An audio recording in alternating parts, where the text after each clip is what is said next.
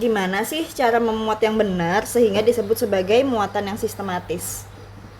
Baik, untuk melaksanakan pemuatan yang sistematis ya, kita nanti akan bahas tentang perimbangan muatan, terus kita akan bahas juga tentang loading plan dan stowage plan, dan terakhir nanti kita akan bahas tentang memaksimumkan ruang muat itu sendiri.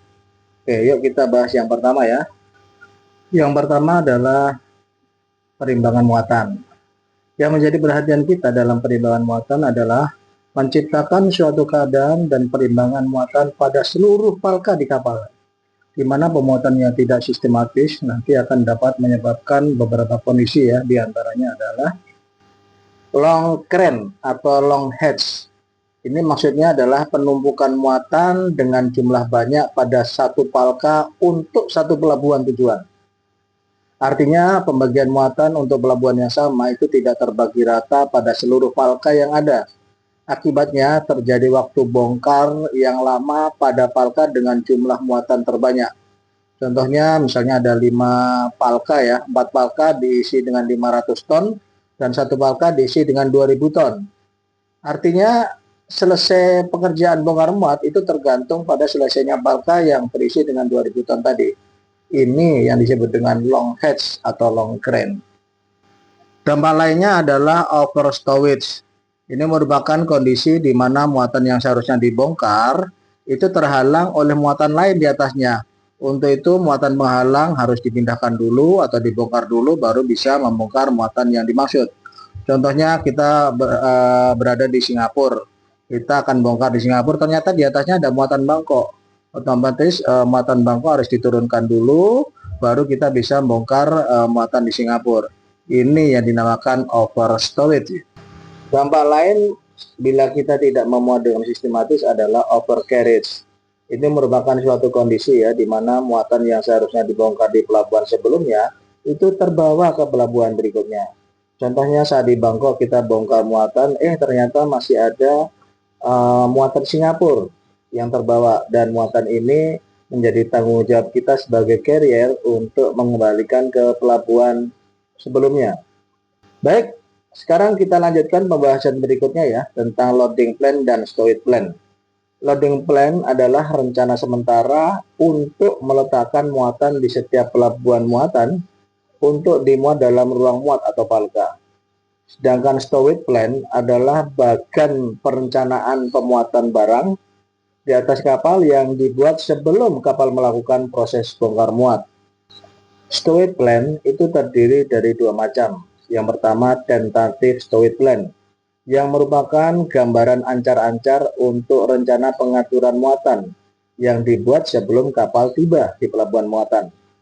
Yang biasanya ini dibuat berdasarkan booking list atau shipping order yang diterima pihak kapal. Yang kedua adalah final stowage plan, yang merupakan gambaran yang menunjukkan keadaan sebenarnya dari letak muatan beserta jumlah dan beratnya pada tiap-tiap palka yang dibuat setelah selesai pelaksanaan bongkar muat. Stowage plan ini seharusnya dibuat seteliti mungkin karena merupakan dokumen yang penting yang berfungsi sebagai bukti pertanggungjawaban kapal apabila terjadi nanti tuntutan ganti rugi atau klaim dari pemilik muatan atau consignee. Baik, sekarang kita akan bahas tentang memaksimumkan ruang muat. Untuk memaksimumkan ruang muat di kapal, kita harus dapat memenuhi semua ruang muat semaksimum mungkin sesuai dengan daya tampungnya. Gimana caranya? Yang pertama adalah memperkecil broken stowage atau ruang yang hilang. Broken stowage adalah besarnya dalam persentase jumlah ruangan yang tidak terpakai pada pengaturan muatan dalam suatu palka. Broken stowage bisa terjadi karena tidak telitinya pengaturan muatan, bentuk palkanya itu sendiri, atau bentuk muatannya. Dan untuk memperkecil broken stowage, kita bisa menggunakan muatan pengisi atau filler cargo yang biasanya berupa muatan yang berukuran kecil dengan kemasan yang fleksibel, sehingga bisa disisipkan di antara muatan-muatan yang memiliki ukuran besar. Kemudian juga kita bisa memilih ruang muat yang cocok bagi muatan atau sebaliknya. Maksudnya kita dapat memilih muatan dengan bentuk yang sesuai dengan bentuk palka di mana karena konstruksinya itu berbeda dengan bentuk palka yang lain. Atau kita bisa dapat memilih palka yang sesuai dengan bentuk muatan yang tidak standar, sehingga dapat mengurangi broken stowage. Untuk memaksimumkan ruang muat, selain kita mengetahui tentang broken stowage, kita juga mesti paham dengan yang namanya stowage factor, yaitu jumlah ruangan dalam meter kubik atau feet kubik yang dibutuhkan untuk memuat muatan seberat 1 metrik ton atau 1 long ton. Contohnya, stowage factor kacang dalam karung itu 1,6. Artinya, untuk memadatkan 1 ton kacang dalam karung itu diperlukan ruangan dengan volume 1,6 meter kubik. Kita perlu mengetahui stowage factor karena berguna untuk yang pertama memperhitungkan berapa banyak tempat yang diperlukan untuk memadatkan muatan dalam jumlah ton.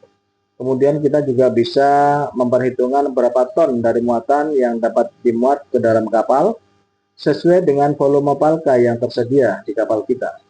Demikian pembahasan kita kali ini tentang pemuatan yang sistematis. Semoga dapat menjadi pelajaran. Terima kasih telah menonton video ini. Semoga bermanfaat. Jangan lupa subscribe, like, dan komen. Sampai ketemu pada video berikutnya. Bye-bye.